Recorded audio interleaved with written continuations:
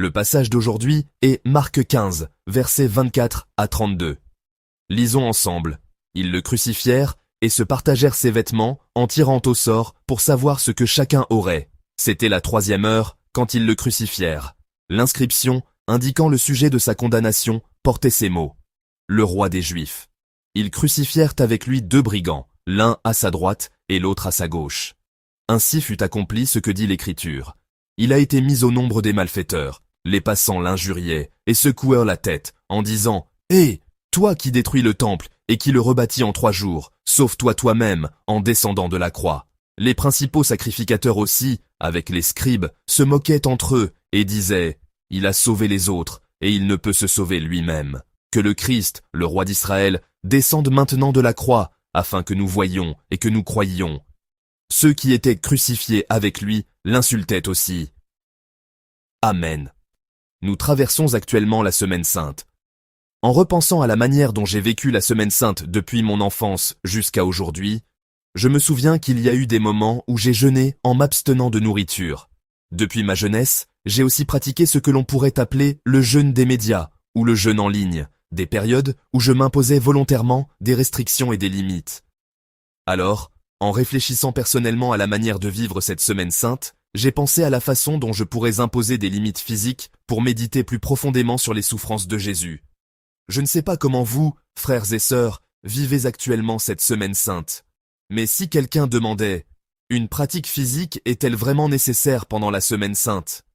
Il y aurait beaucoup de choses à dire, mais pour le dire le plus simplement possible, c'est parce que la souffrance de Jésus elle-même était une douleur qui impliquait une souffrance physique. Peu importe combien nous jeûnons ou nous abstenons, nous ne pourrons jamais connaître toute la profondeur de cette souffrance, mais en éprouvant ne serait-ce qu'un peu d'inconfort et de douleur physique, nous pouvons méditer plus profondément sur la manière dont Jésus a enduré la souffrance de l'esprit et du corps, et il nous est possible d'intégrer cette méditation dans nos vies. D'un point de vue personnel, ce n'est pas parce que quelqu'un m'y a forcé. Mais je suis arrivé à la conclusion que le fait de me restreindre volontairement et de m'imposer une certaine peine, au moins pendant cette période de l'année, pour me souvenir de l'image que Dieu désirait et de la douleur endurée par Jésus, a constitué pour moi le meilleur temps de méditation spirituelle. Avec cette méditation, à travers le passage d'aujourd'hui, nous allons examiner la signification que la souffrance de Jésus sur la croix a pour nous aujourd'hui. Le passage d'aujourd'hui nous permet d'examiner sous différents angles la souffrance que Jésus a endurée lorsqu'il était sur la croix. D'abord, il y avait la douleur physique en ce lieu. À travers le mot « crucifié », bien que les détails ne soient pas mentionnés dans cette courte expression, nous savons un peu à quel point la crucifixion était douloureuse à l'époque de la colonisation romaine et dans les nombreux endroits gouvernés par Rome. La crucifixion était une peine que les Romains disaient ne pas infliger à leurs propres citoyens. Nous ne pouvons pas imaginer toute l'intensité de la souffrance de la croix. Mais pour Jésus, dont le corps était déjà meurtri par la flagellation, la situation d'être cloué par les mains et les pieds sur la croix a dû être terriblement douloureuse. Avec les mains et les pieds cloués, suspendus en l'air sur ce bois, lorsque ses mains lui faisaient le mal, il essayait de s'appuyer sur ses pieds, mais alors ses pieds lui faisaient de mal, et lorsqu'il essayait de s'appuyer à nouveau sur ses mains, il devait ressentir une douleur comme si ses poignets se déchiraient. Une situation insoutenable a dû se répéter sans cesse. On dit aussi que dans cette situation intenable, la pression sur ses poumons l'empêchait de respirer correctement. S'il essayait de respirer, les endroits percés par les clous lui faisaient un si mal qu'il tentait de tenir bon d'une manière ou d'une autre.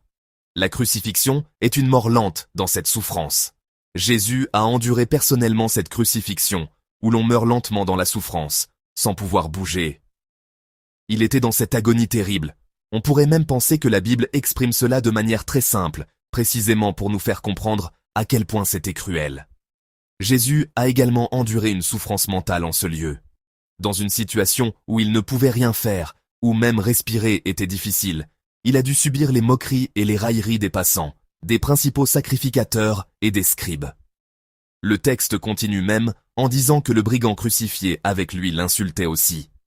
Pendant son ministère public, Jésus n'avait jamais reculé dans les débats avec les pharisiens, les scribes et les principaux sacrificateurs. Quel que soit le débat, quelle que soit la manière dont ils le mettaient à l'épreuve, Jésus les avait brillamment vaincus par la logique et la parole. Mais maintenant, sur la croix, ce même Jésus endure leurs moqueries sans dire un mot. Je ne peux m'empêcher de penser qu'il a pu ressentir au fond de son cœur. J'ai tant travaillé, et peinez pour vous. Mais je pense que leur plus grande raillerie et moquerie était peut-être celle-ci. La louange consiste à reconnaître et à exalter ce que quelqu'un a fait. Mais leur moquerie était tout le contraire. Au lieu de reconnaître ses œuvres par la louange, ils niaient ce qu'il avait fait, rabaissant et tournant en dérision ses miracles, ses enseignements et les forces du mal qu'il avait vaincues. Ils parlaient comme si les œuvres étonnantes que Jésus avait accomplies n'étaient rien, comme si ce qu'il avait fait était inutile. Pour Jésus, ce fut probablement une grande humiliation. Si j'avais été à sa place, je pense que je me serais senti terriblement lésé. C'est ainsi que Jésus a souffert mentalement. Ainsi, sur la croix, Jésus se trouvait dans une souffrance physique, mentale et spirituelle d'isolement complet. Jésus a vécu cette expérience sur la croix, et en méditant sur sa souffrance, cela nous fait prendre conscience une fois de plus que ce n'est pas une vieille histoire qui ne nous concerne pas. Nous ne devons pas oublier ce fait. En souffrant sur la croix, Jésus nous dit aussi que toutes ces choses sont un avant-goût de ce qui nous arrivera. La croix représente la souffrance endurée par Jésus, mais elle montre aussi une partie de la souffrance que les chrétiens doivent endurer. D'abord, Jésus nous fait comprendre que les moqueries et les critiques que les chrétiens subiront seront semblables. Nous voyons dans l'histoire du christianisme, et assez souvent autour de nous, des cas où les nombreuses bonnes actions des chrétiens sont niées, et où leur dévouement, basé sur des expériences spirituelles, est dénigré. Vous savez probablement très bien que, malgré tous les efforts et le travail des croyants, le regard que le monde porte sur eux aujourd'hui est souvent très négatif. C'est pourquoi j'entends souvent des gens qui travaillent en dire qu'il n'est pas facile de dire « je suis chrétien ».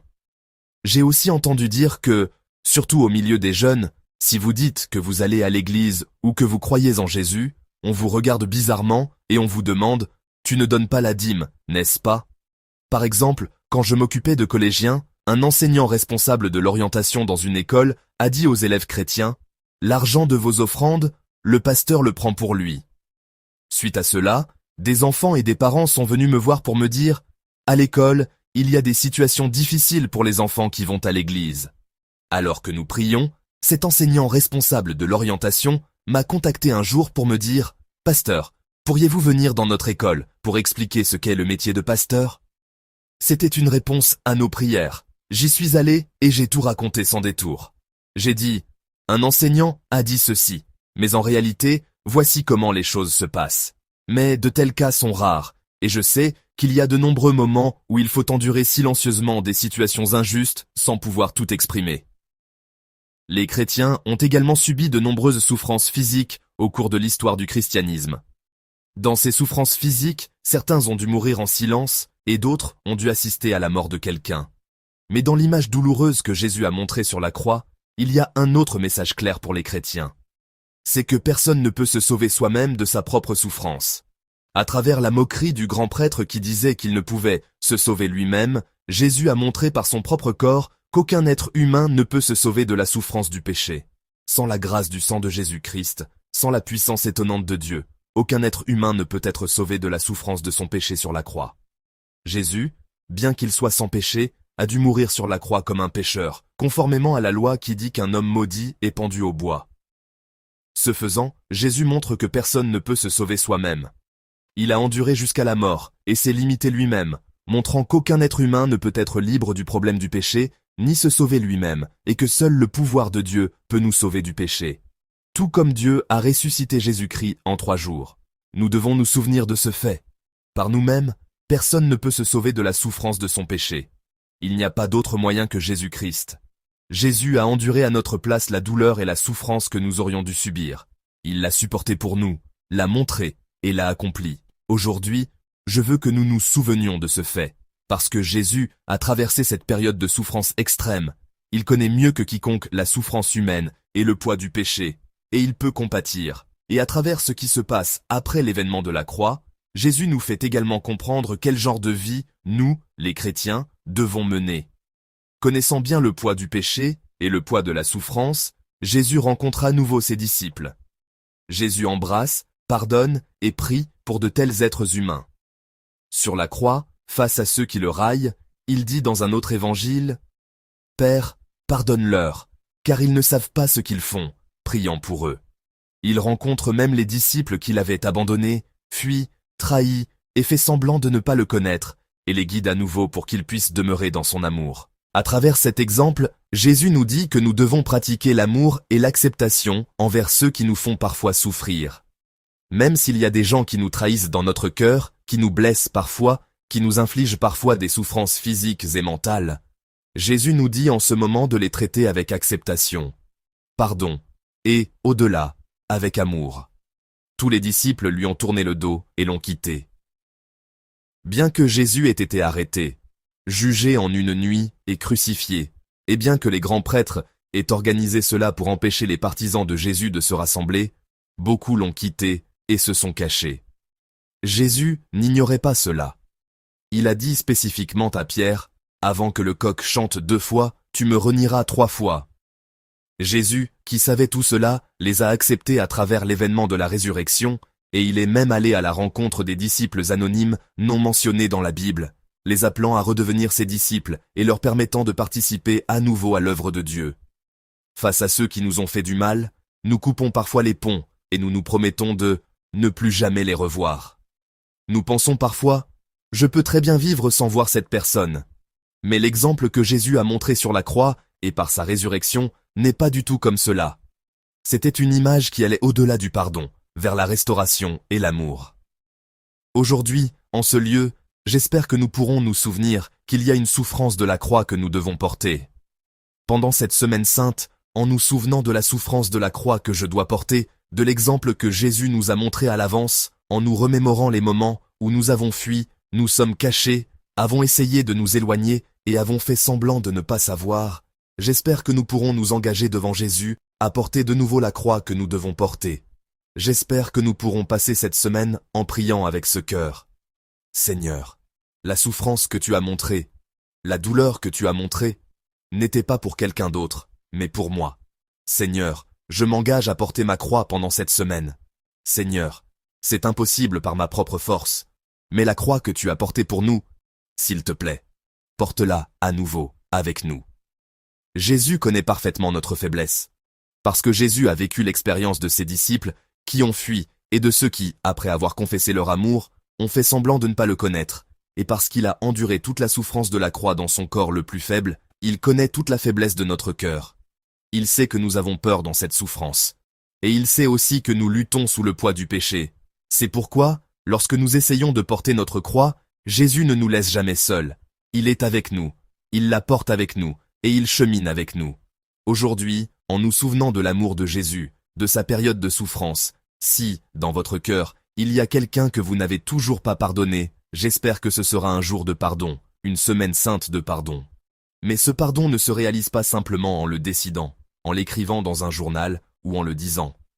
Je crois que le pardon complet consiste à aller directement vers cette personne, à lui parler et à résoudre la relation.